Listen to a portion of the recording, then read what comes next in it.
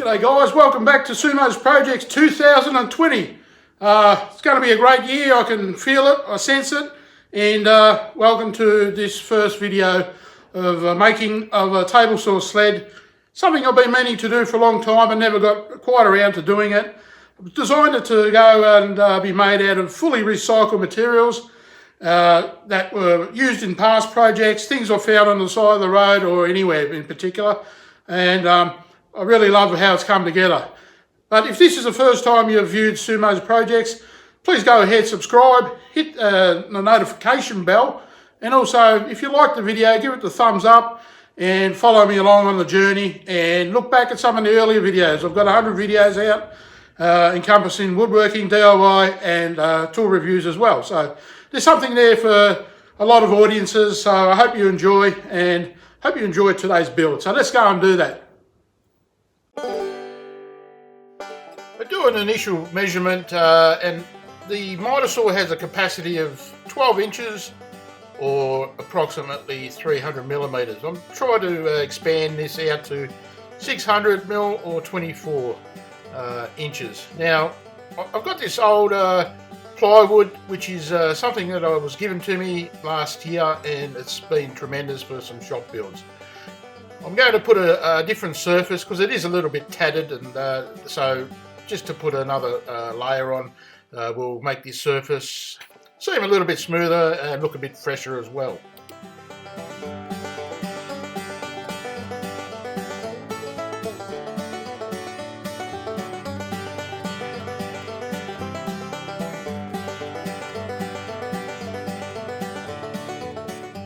The extra surface was I made it a little bit larger than the actual base was, so I went around with a flush trim bit and just squared everything up nicely.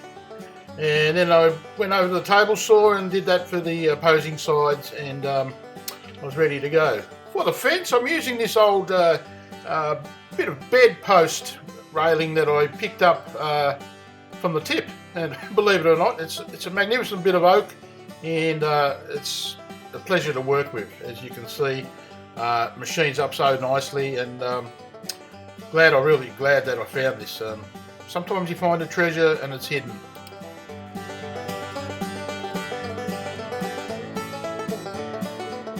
I cut this down the size, but then I slice it in half. I want to maximise what potential materials I can fit in that sled. So doing all the machining for this now, a bit of routing, taking the edges off the rough corners, and test fitting these aluminium slides, which are fantastic.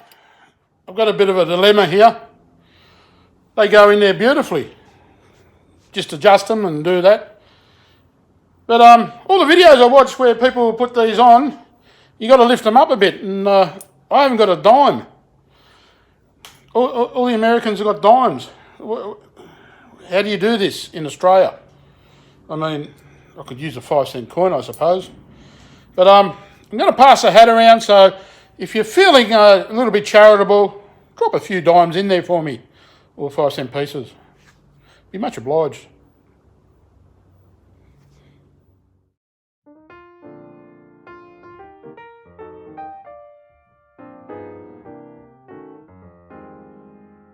These aluminium Mitre slides from my local woodworking shop, Timbercon, and it's just a matter of placing them in and adjusting out the little nylon screws, and then going the task of gluing it on first and then adding screws for that additional type finish support. And this is what you can do when you get the money. Take the money and run. But The next part of this is to try to do a rough setup, and I'm just attaching this with using screws.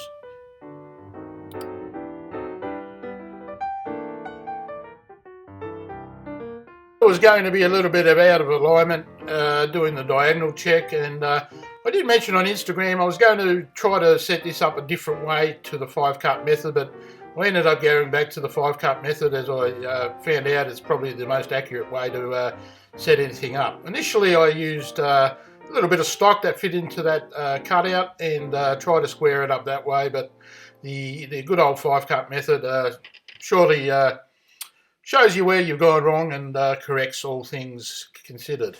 So using the 5-cut method on this little bit of plywood, I'm still out a little bit, 142.9 one side and 142.7 on the other. So 0.2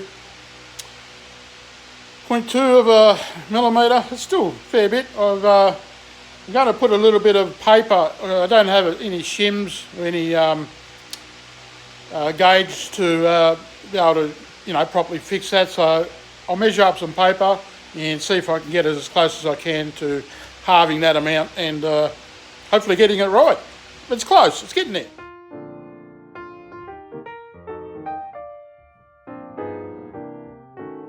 So when I was satisfied with the accuracy, I made this little part here which I was going to attach to the back as a little bit of a precautionary thing for when the blade comes through.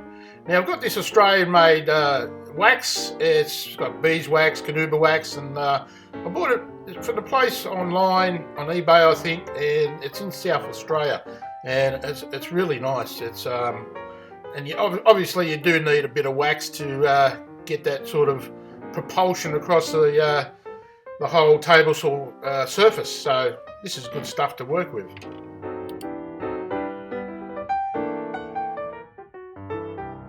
As you can see, once she's flipped over, not a bad result for a sled that's of this size or this sort of weight, so I'm pretty happy with this.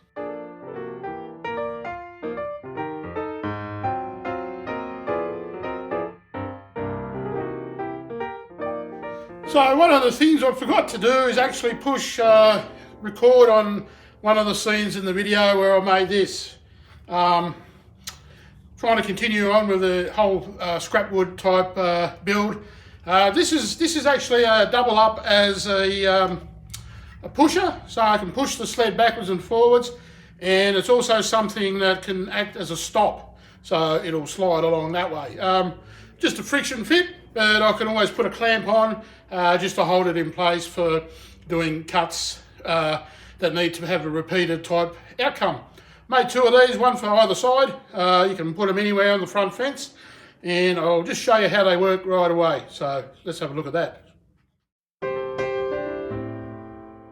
So these things do double up as both pushers and also stop blocks, which is pretty good, pretty handy. And I love this project because I was thinking of new types of techniques and things to design on the run, and I think I'm going to actually make this better still. So stay tuned in case I change anything. I'll let you know. So thank you very much for viewing Sumo's projects on this video.